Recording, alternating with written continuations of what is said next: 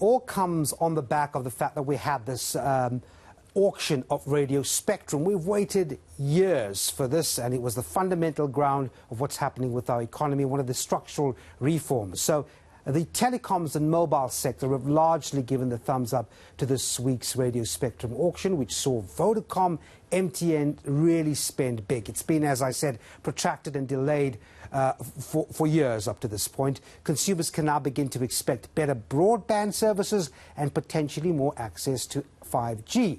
Now, chairperson of Icasa, Keabetswe Modimoeng, joins me now just to get a sense of exactly what this means.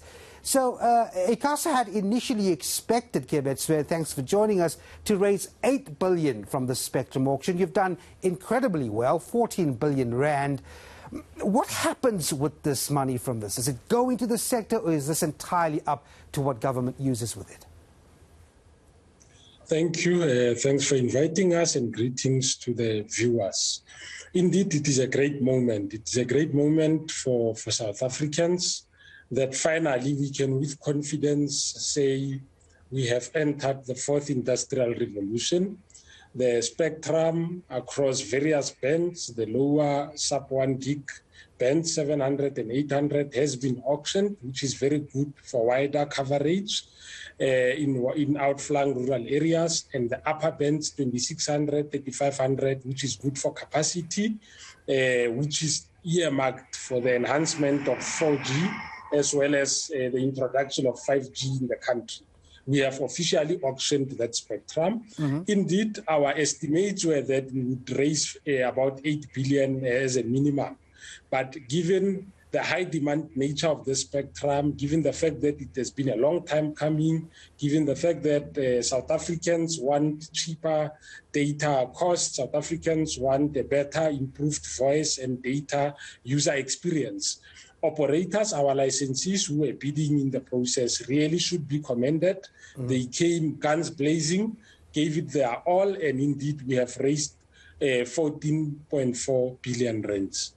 Yeah, I was saying, as far as the money is concerned now, I mean, it's up to government where they actually do it. This goes straight into government coffers, does it not? That's correct. So the money will go straight into the national fiscus. It will be utilized, for all the social needs that we have in our country. The spectrum auction was one of the key economic reforms that the country has been waiting for, and we are glad as Icasa that we have been able to meet and fulfill our obligation in this regard. There are other social conditions attached to these spectrum licenses, connectivity of public schools, public hospitals, police stations, and so forth, which on the back of these licenses, operators will need to roll out those services to meaningfully bridge the digital divide. I've got to come in here and ask you, so we've done with the first phase, which is the radio spectrum, right? But the change of switching from analog to digital TV, that spectrum still needs to be freed up. So we've got to wait for that to take place. And of course, we also embroiled with Telkom in court. Is this a barrier for the next phase now?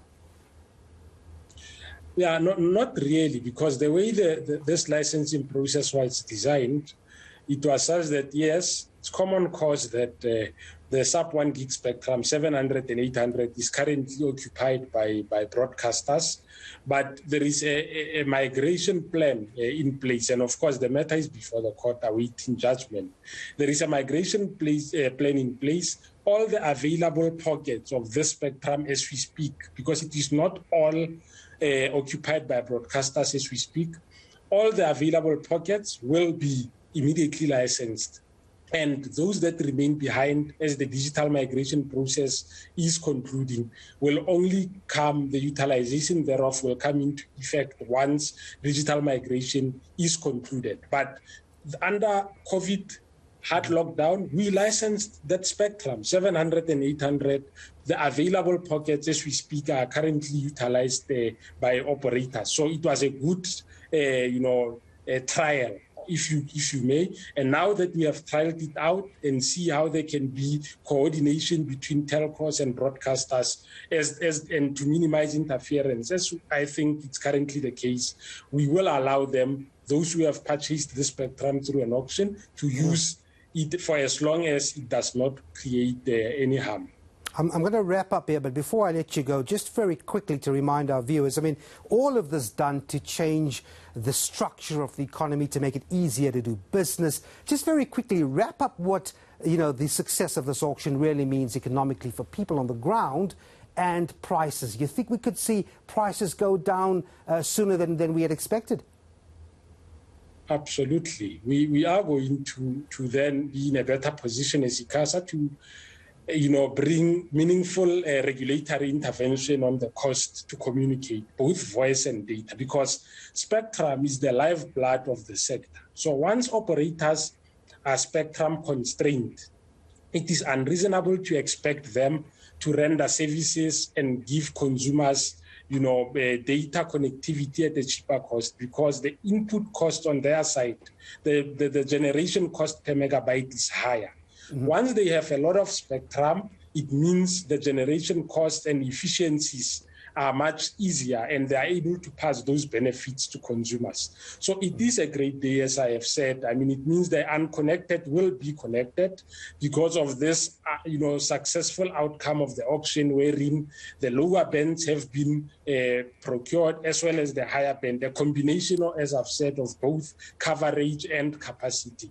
So we really expect that the lives of our people, the lives of our consumers will indeed change. All right. Thanks very much indeed, Chairperson of Icasa, Kiabetswe Modumoeng. Indeed, thanks indeed for your time.